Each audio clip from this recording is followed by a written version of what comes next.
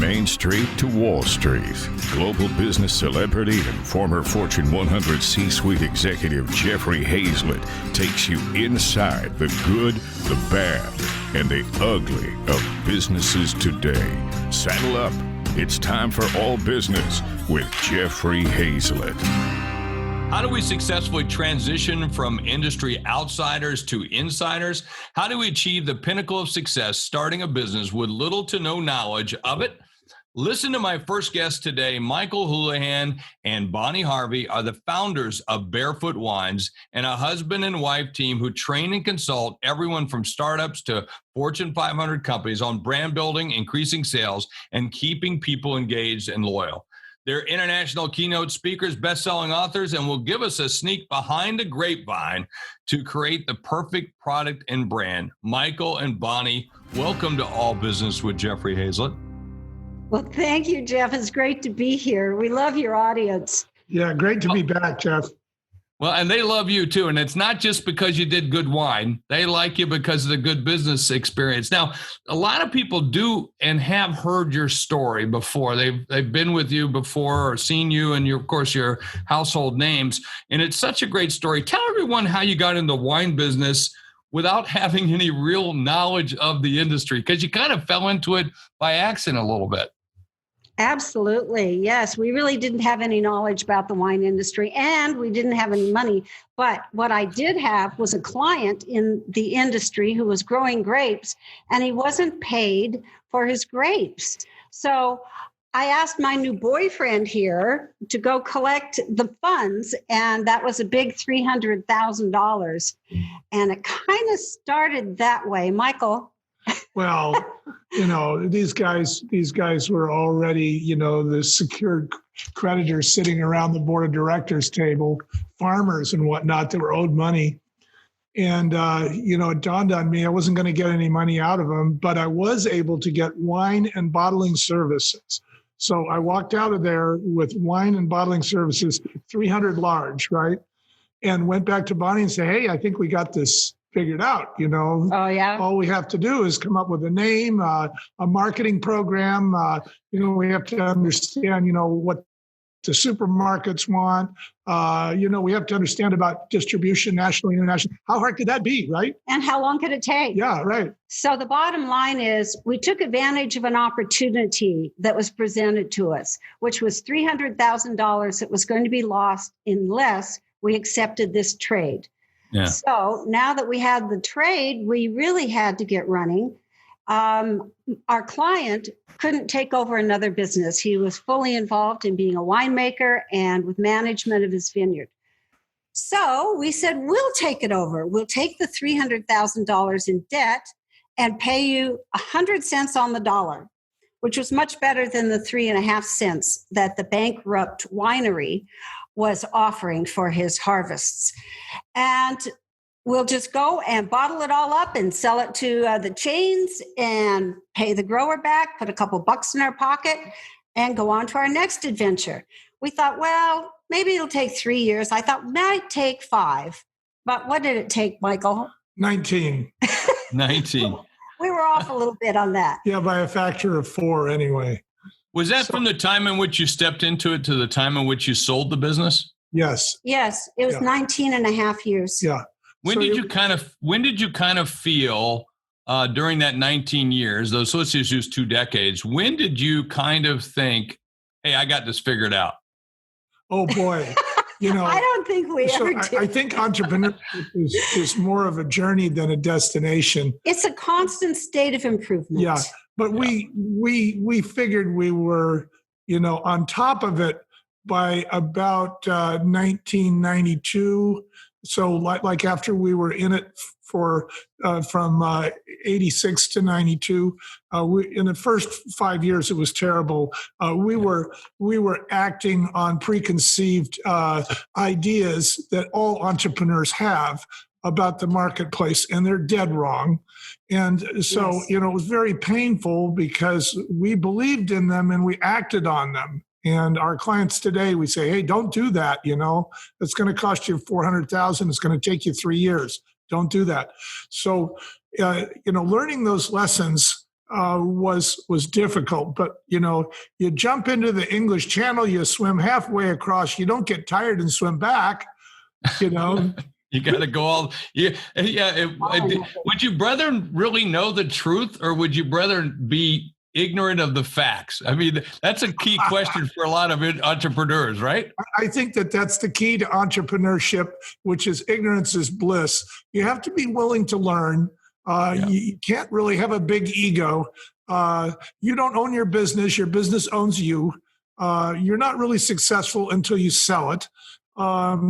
So those are some realities that took us a long time to really grasp, but we finally got our hands around it. I think one of the biggest turning points for us was when we started to get the attention of the international chain stores.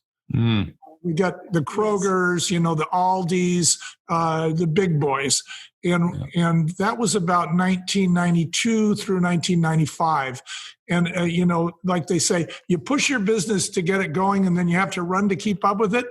Well, This was going from pushing to running. And believe me, you don't have time to sit there and cry about it. So, I'd say 93, but we still had a ways to go. We didn't sell it until 2005. Yeah, I was going to say, so about a third of the way in is when you really started picking up the momentum that you thought you had. So I want to get back to Michael. I've known you for well over a decade now, and I've always considered you a real good friend. And one of the things I always love about you is your confidence. And so, and you exhibited it when we first started talking here today. How did you acquire the confidence to drive this into a brand new venture? To say, we'll do it. We'll take this. Or did you have no other choice, or was it just a conscious choice? No, we can do this. And by the way, we'd love to get into the wine business. Well, Bonnie will probably have a lot to say to this, but I would say that confidence comes from what we call guiding principles. Why is the captain confident that he can get that ship to the other port? Well, he's checked the weather. He's got a sound finder. He knows what's going on with the wind. He knows what's going on with the swells and the tides. In other words, these are all tools. These are tools. Instruments. These are but also experience too. I got to think you had some experience with the consulting and those kind of things. Like a lot of times folks will say to me, when I say, we can go do that, and they'll go, how did you do that? Well, I bought and sold 250 businesses. Hello, I've done this. Well, that, and this is the thing, today, with the coronavirus, and there's so many people who are trying to reposition themselves, reposition their service. They're trying to figure out what they're going to do in the next decade. Really, the first thing you have to do, I think, is take inventory. And, that's what we did. We took inventory and we said, we can do this no matter what the challenges are. We know how to learn. We've learned how to learn. We learned how to take notes. We've learned how to ask questions.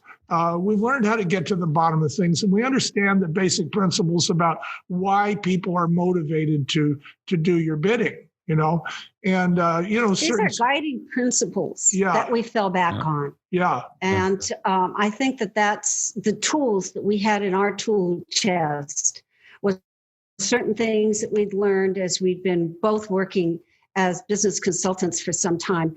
And you kind of learn how to work with people, how to organize things, how to get things done. You have to get things accomplished. You can't just say, well, it should be this way. Well, it's not. I think the biggest lesson up front that we learned that was a real shocker was if the distributor bought our product, that didn't mean that they were going to sell it to the retailer. And if they did, it didn't mean they were going to get the reorder. And the retailer, just because the product sold quickly and he made a profit or she made a profit on it, didn't mean that the retailer was going to be reordering from the distributor. Now, a lot of people, they get a big distributor companies, they say, oh, hey, we're really doing great. We made it. Top retailer, we've got a big distributor. Well, that's when your work just begins. You don't put your feet up on the table and start smoking that cigar just yet. You've got work to do. Yeah. You've got to do the distributor's job, the distributor salesman's job, the retailer's job. And unless you really understand that distribution chain, you're going to have a lot of failures along the way. Yeah, I You would got just, a lot of push. You got a lot of push and pull. You had both the push and pull strategy. You had to do both in terms of getting that done.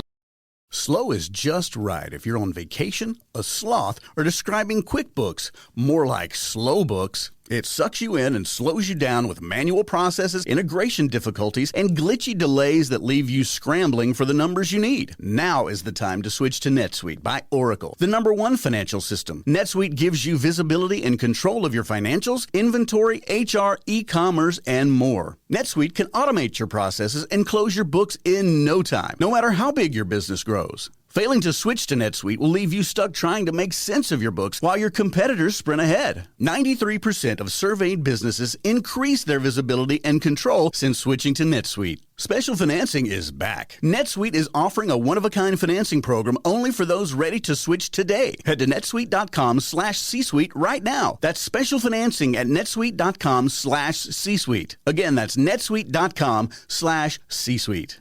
If you've always wanted to try meditation but think to yourself, when would I have time? You should check out Headspace. Headspace is your daily dose of mindfulness in the form of guided meditations in an easy-to-use app. Headspace is one of the only apps advancing the field of mindfulness and meditation through comprehensive, clinically validated research. Headspace really can help you feel better. Overwhelmed? Headspace has a 3-minute SOS meditation. Need help falling asleep? Use Headspace wind-down sessions. And parents, Headspace has morning meditations you can do with your kids. Headspace works for you, on your schedule, anytime, anywhere. Headspace is meditation made simple. Go to headspace.com/C-Suite for a free 1-month trial. You'll be able to access Headspace's full library of meditations for every situation. This is the best deal offered right now. Head to headspace.com/C-Suite today. C-Suite Radio. Let me ask you, what was the most daunting challenge that you faced as industry newbies? And then kind of how did you overcome it? Because you didn't know what you didn't know. So once you got in, what was the biggest thing like, oh my gosh, maybe if I'd have known that, there's no way I would have done this. And how did you overcome it? Well, we thought that we knew we had a great product with a great label, a wonderful price, award-winning. We thought that was going to sell it. No. That would only sell it to the end consumer. And because the end consumer really wanted those things that we had to offer, we thought, again, the buyers, the wholesalers, the retailers, the big chain buyers, they would appreciate that we had a product that was needed, wanted in the marketplace by the consumer, but that just wasn't the truth. They had other things in mind. They wanted us to supply a spiff for the salesperson. The retailer wanted us to bring in customers. They wanted a new point of sale material for every season. They wanted all kinds of things that we just weren't aware of. We thought having a great product was going to be the ticket. yeah. So how did you come up with a go-to-market strategy? Because that's probably, if I look at most entrepreneurs or most businesses' failures, it's usually in that go-to-market strategy, and that they make assumptions. They don't get out there, and what I liked about, reading about, when I first read your book, Michael, one of the passages I loved the most was you pulling up to a supermarket with a case of the wine in the rain. You're hauling the stuff around yourself. You're doing it. You're walking in the rain to try to, peddle your stuff, peddle your wares, And how did you come up with that? I'll say this, just like when I was at billions of dollars of company, meaning Kodak, I would go into Best Buy and put on a blue shirt. And I would work on the floor at Best Buy to see what it was like to sell our cameras or sell our printers. And that gave me firsthand knowledge that researchers couldn't give me. Someone couldn't teach me. I was taught right there. And I thought that was important. And a lot of people forget that. And so what was your go-to-market strategy?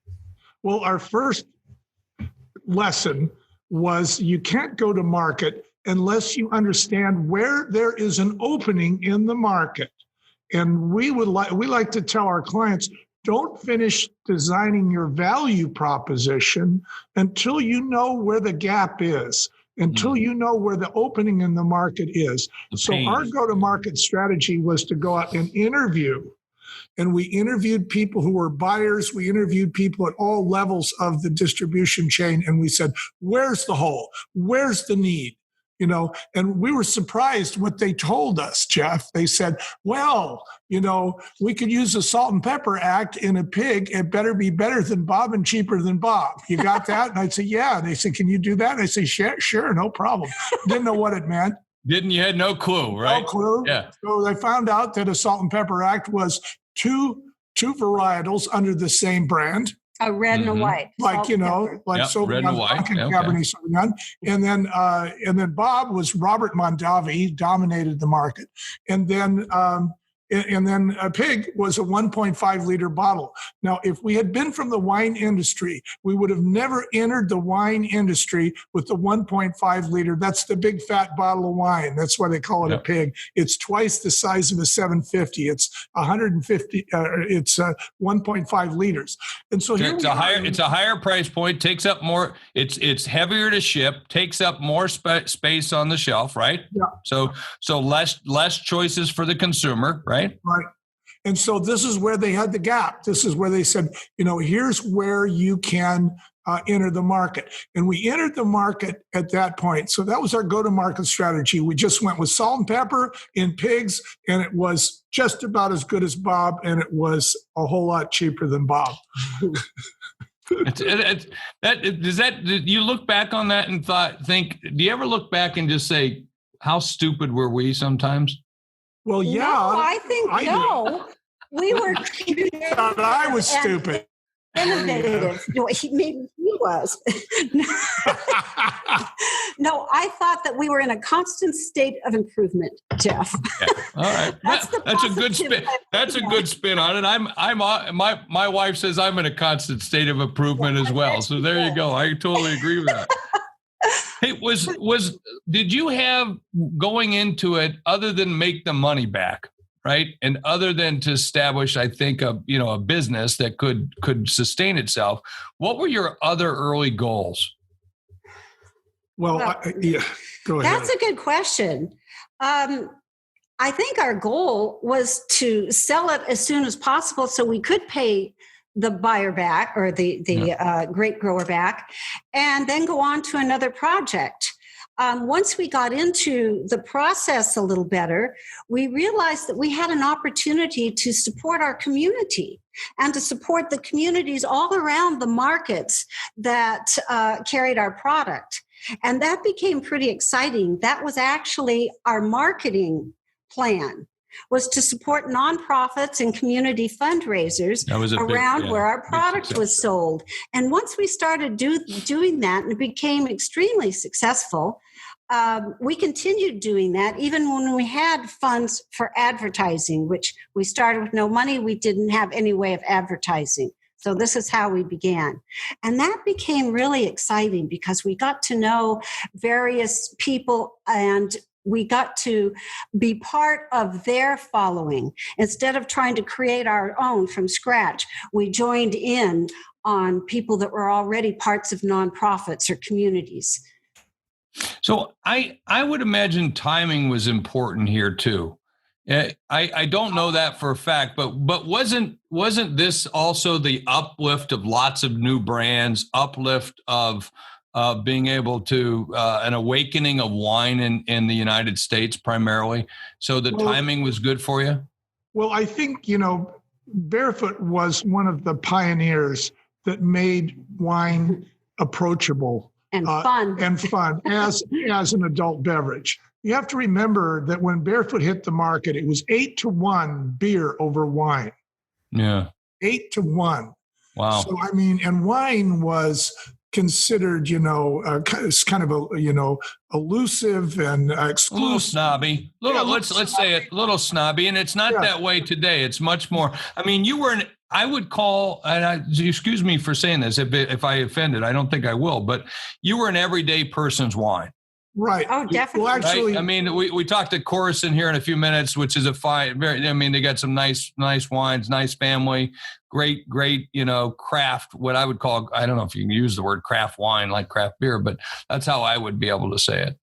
well, what we did at Barefoot is we opened the door to expand the wine aficionado envelope to a whole new generation that might have bypassed wine altogether because of the snobbery and the exclusiveness.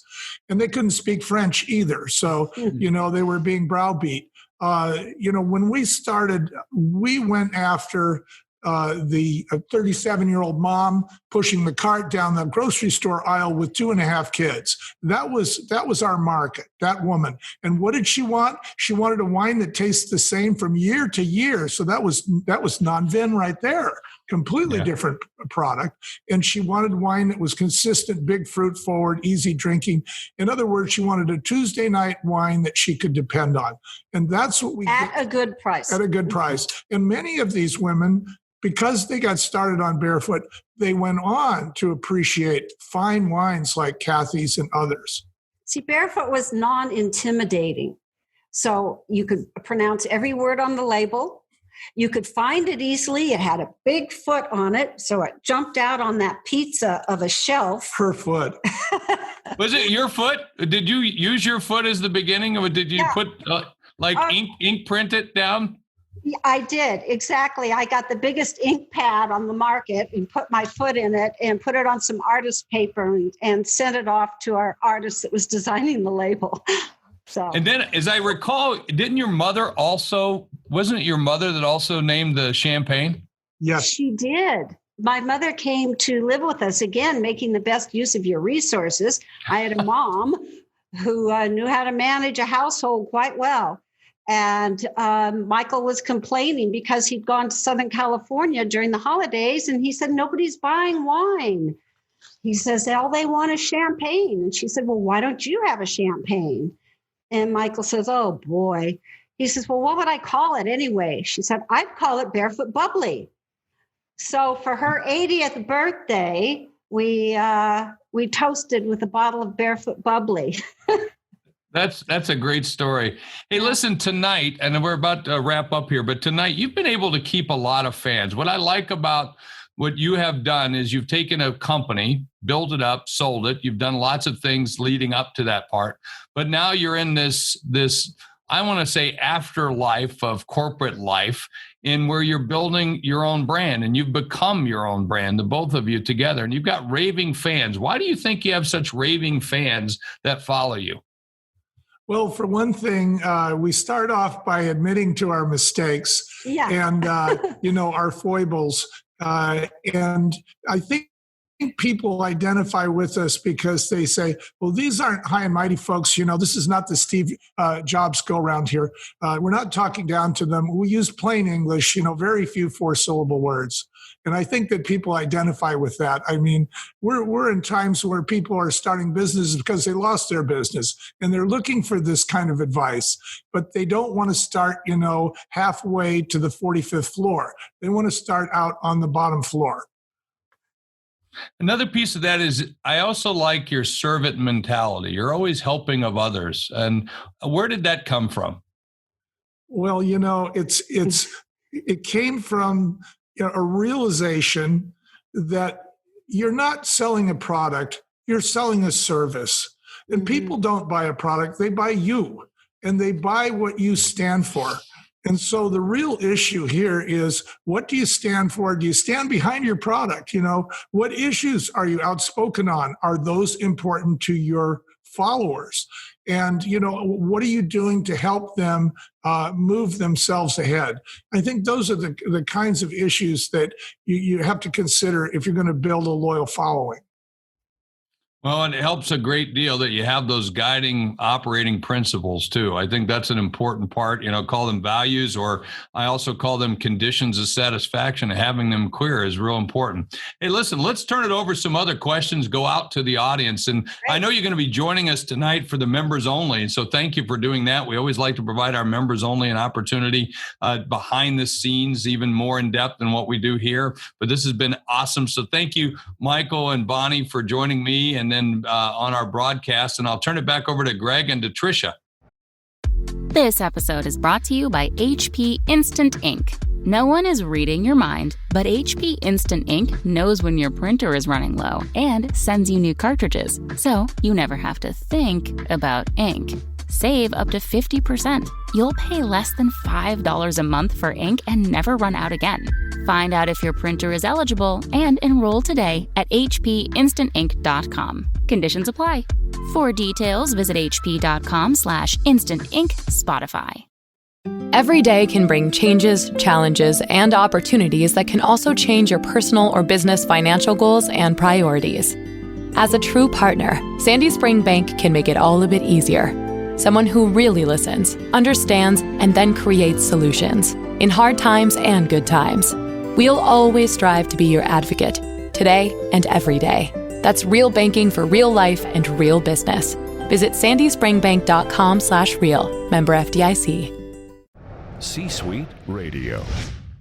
So we are, what a phenomenal conversation, first of all. Bonnie and Michael, it is always an absolute treat to have you with us. And I don't think any of us that have ever met you have not gone through the wine store and shared with anyone who will listen the fact that we know you, and then very quickly quiz them on whether they know how Barefoot Wine actually started. So I'm always so grateful to hear the different pieces of information that you share each time that we get to be with you. It's fantastic. Now, Mark Boundy is one of our faculty members of C-Suite Network, a phenomenal leader in C-Suite. And he said his question was, I think that culture, specifically customer-centered culture, eats sales strategy for breakfast. He wants to know what your thoughts are.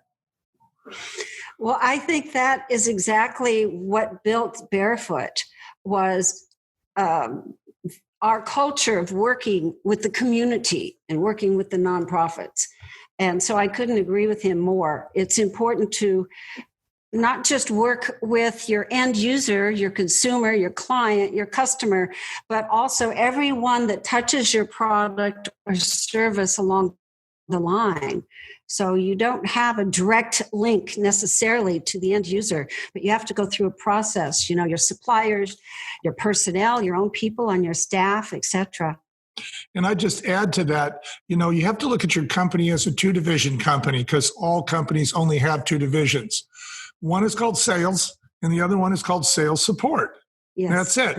Because everybody in sales support, they get their check from sales. And who are the salespeople taking the words from? The customer. So, customer service is the backbone of company culture. And you don't have a positive company culture unless everybody in your company understands where their check comes from and how it gets to them and how their job helps that happen. Mm-hmm. Thank you, Mike. Michael, you were explicit about that. And Bonnie, the two of you fleshed that out the last time we were together in Tucson with all of our hero leaders. I mean, you had it down to the cent, and you share that information. That transparency was shared across the board, was it not? Oh, yes. And we're going to share it today. In the show notes, we're going to give you all of our little, infographics.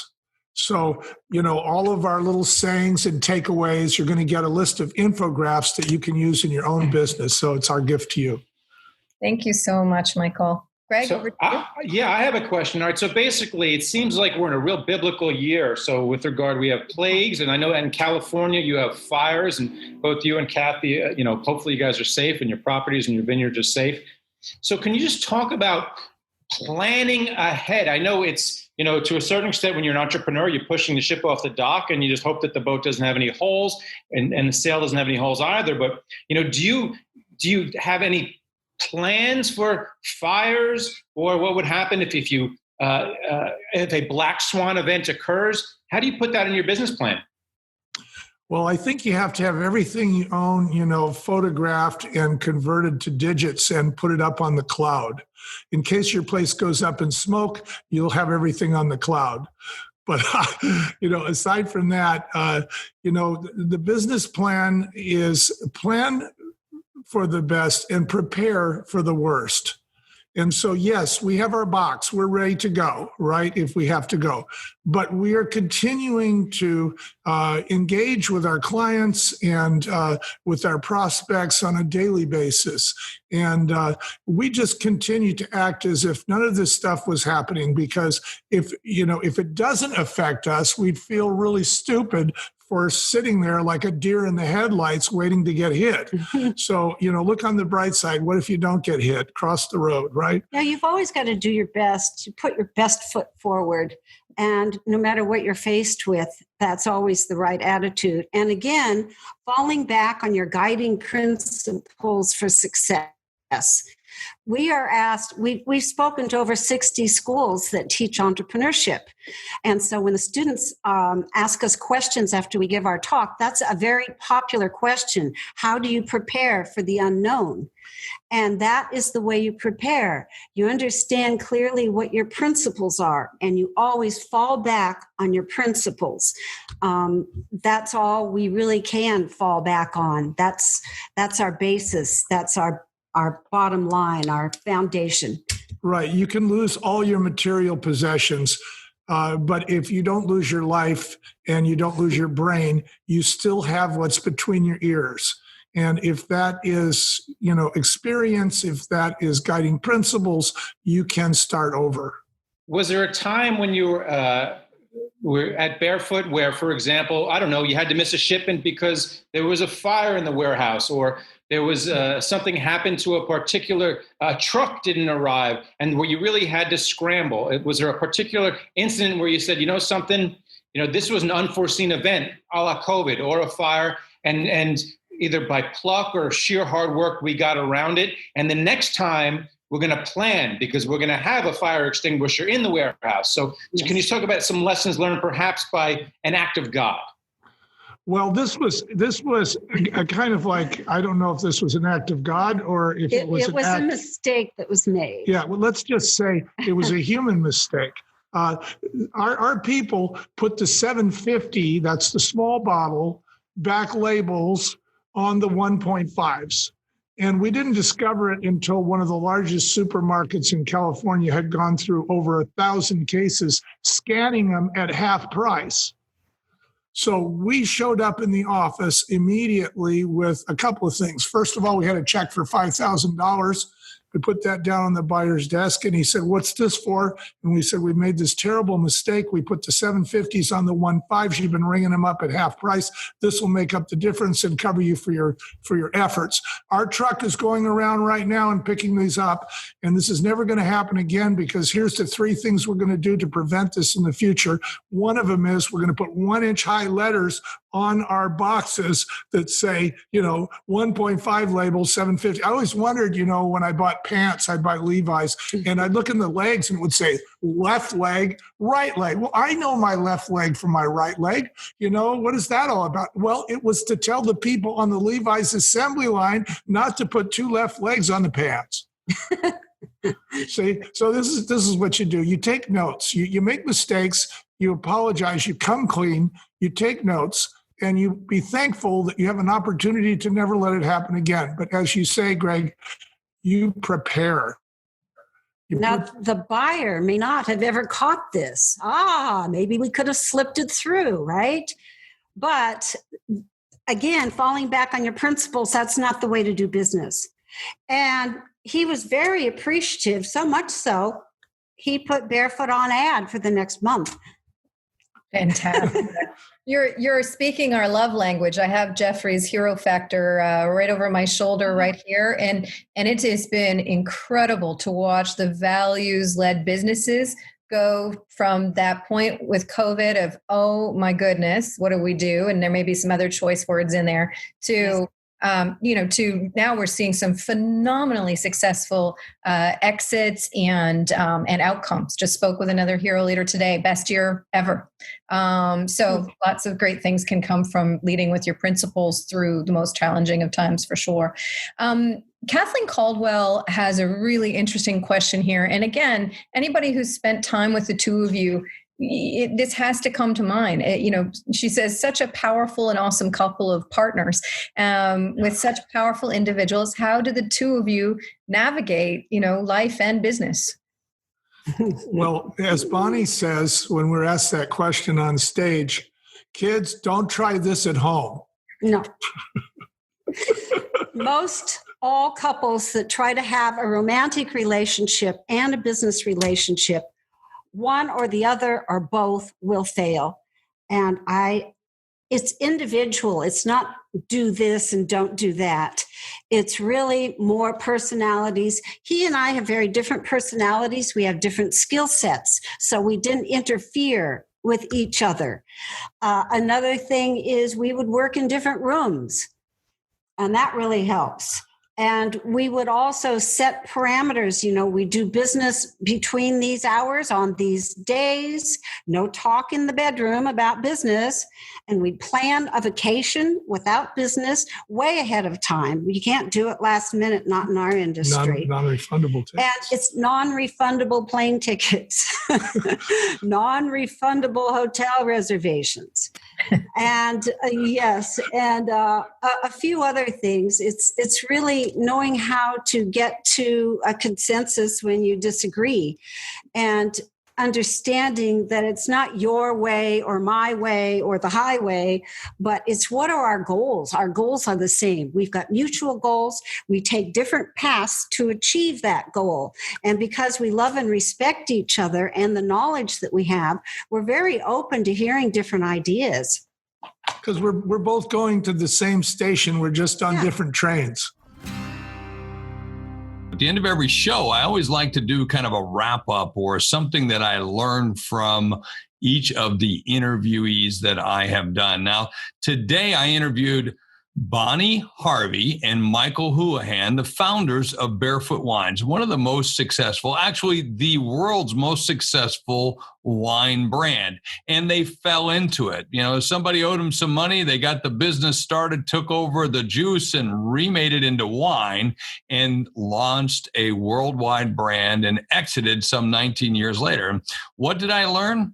All about guiding principles. See, it was the guiding principles that they had at the beginning that led them to believe they had the confidence to get into the wine business, even though they had never been in it before. It was those guiding principles that pushed them through the hard times into the better times of understanding where they wanted to go based on guiding principles, or what I like to refer to as conditions of satisfaction. And when you combine those with values, wow, a winning combination.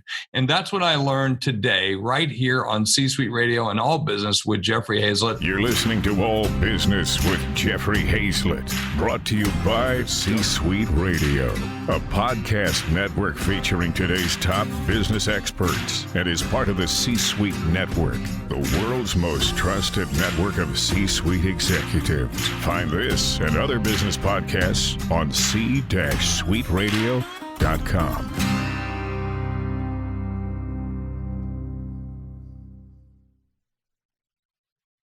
This podcast is a part of the C-Suite Radio Network. For more top business podcasts, visit c-suiteradio.com.